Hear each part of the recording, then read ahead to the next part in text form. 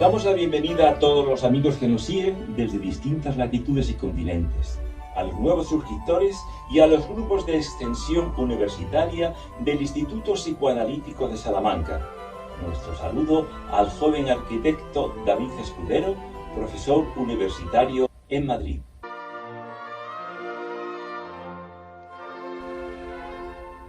Los procesos sexuales siguen siendo decisivos para la armonía de la personalidad. Por otra parte, la psicología dejaría muchas de sus teorías o modelos en el aire si no recurriese a la antropología, ya que hay demasiados comportamientos que no pueden investigarse adecuadamente en experimentos a corto plazo, como han de serlo en los laboratorios de psicología experimental. Los psicólogos necesitan abrirse a las dimensiones más amplias que incluyan estudios antropológicos. Y los sexólogos necesitan contar con parámetros psicológicos para ser competentes y eficaces. El hecho de que la especie humana no pueda hablarse de ejemplares, sino que haya de tratarse de personas, pues el hecho de que éstas y la especie no viven simplemente, sino que existan, introduce en su sexualidad y en su misma situación una compleja serie de factores. A los sujetos humanos no les basta con ser y contener, sino que ha de asumir e identificarse psíquica y afectivamente con aquello que son y que pueden hacer con lo que tienen.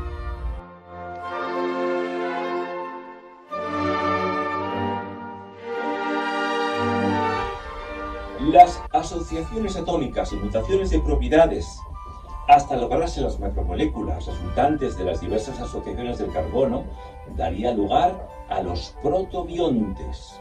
Cuando una serie de moléculas de ácido proteínico nucleico pudieran constituir, gracias a sus estructuras, conjuntos sintéticos de ambas clases de polímeros capaces de reproducirse, empezaron a existir los primeros individuos protobiónticos.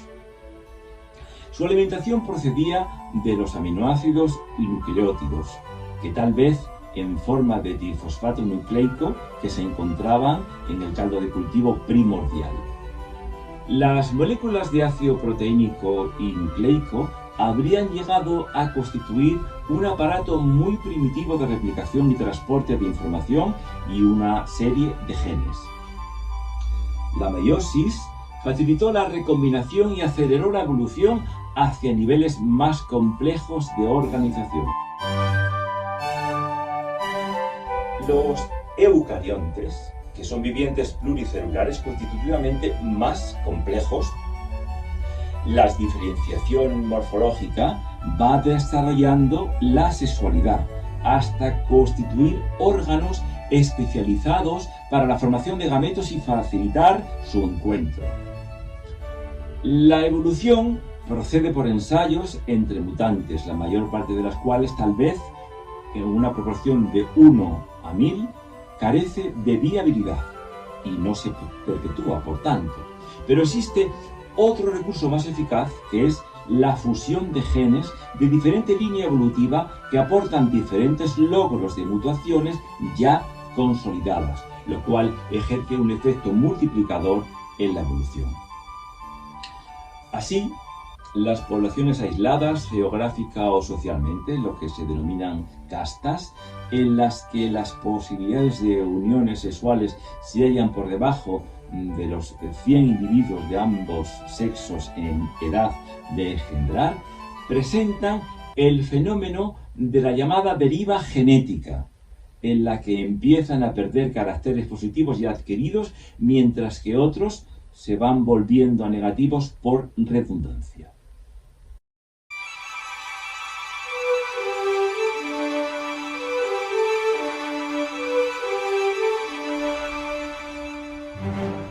El incesto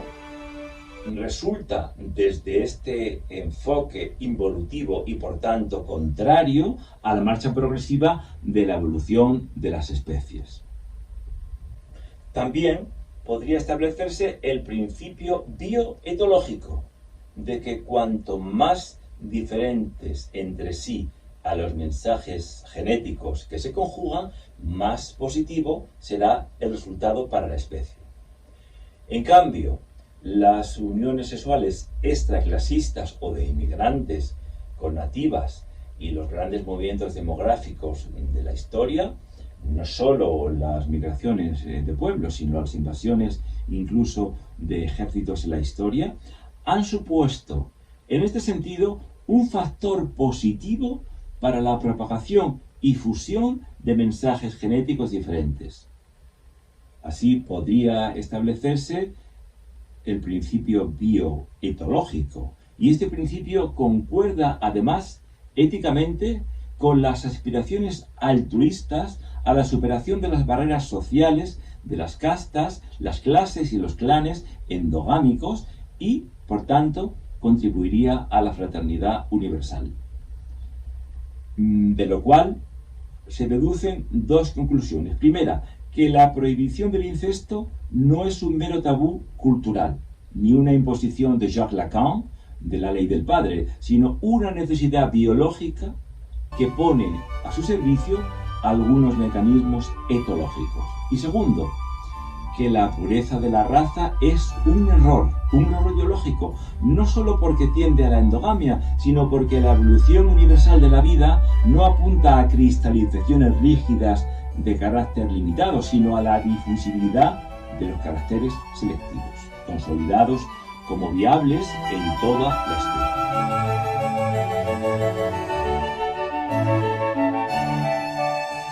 La sexualidad es el acelerador de la evolución y su implantación fue el motor de ascenso de la vida a niveles superiores de organización.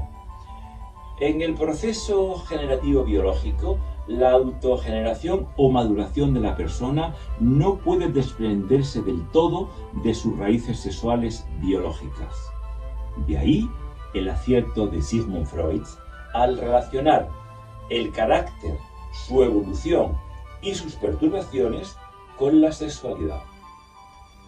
La urgencia de engendrar está inscrita en el mismo ser sexuado del hombre y sentida en forma de pulsión sexual que puede entrar en conflicto con los proyectos individuales de vida y tiende a avasallar estos proyectos en contra de los intereses del individuo y a veces con fuerza y con poder sobrehumanos, a pesar de la burbuja cultural de la cultura en la que el hombre vive instalado. La especie humana puede separar su existir de las urgencias generativas de esta naturaleza, pero a costa de tremendos esfuerzos para adecuarse a los encuadres culturales y jurídicos, y a veces se ve desbordado por la pulsión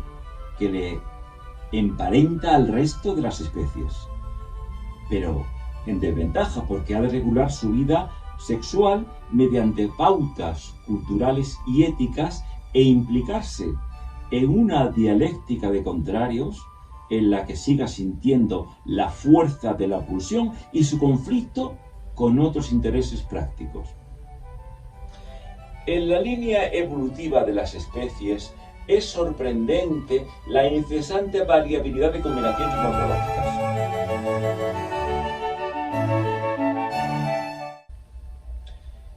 En el fenómeno sexual de la especie humana, sorprende las constantes variaciones etológicas, culturales, institucionales y mecánicas de comportamiento que la fantasía humana ha ido desarrollando para acercar o alejar las líneas hereditarias, aumentar el placer, eludir el compromiso social o simplemente investir de valor y de significado el proceso biológico de la copulación, de la gestación y del parto. Los sistemas complicados y cambiantes según las sociedades de parejas y de parentesco, las posturas coitales y su diferente valoración estética y ética, incluso los cambios de objeto erótico a atractivo o no, provienen de ahí y contrastan llamativamente con la regularidad de los comportamientos sexuales de cada especie y de otras especies.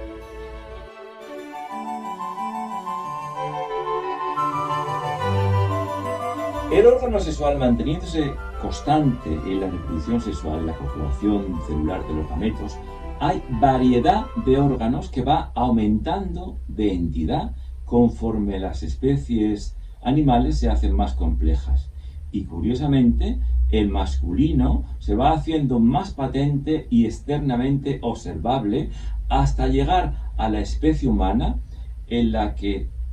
se presenta de forma ostentosa. Gracias a la existencia de cuerpos cavernosos, posee el pene humano la propiedad de ser blando y eréctil, y por eso puede fácilmente colgar en el exterior del cuerpo, mientras que el pene de los demás mamíferos se halla armado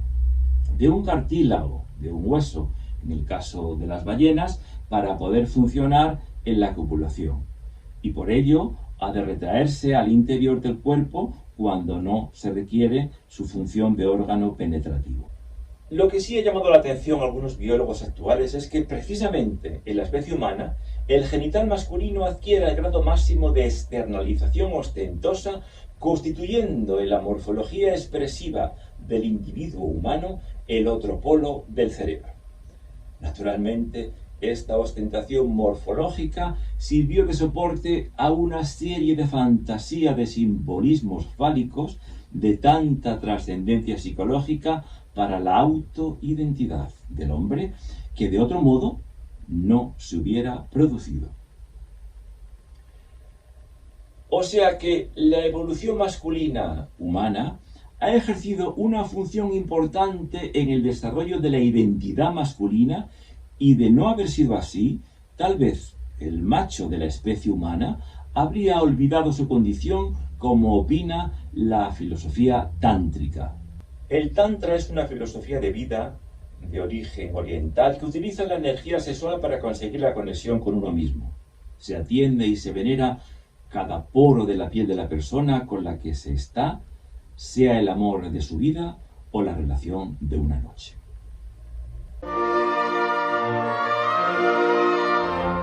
Pero es todavía mayor la variedad de modos de llegar a la fecundación. Desde la partenogénesis,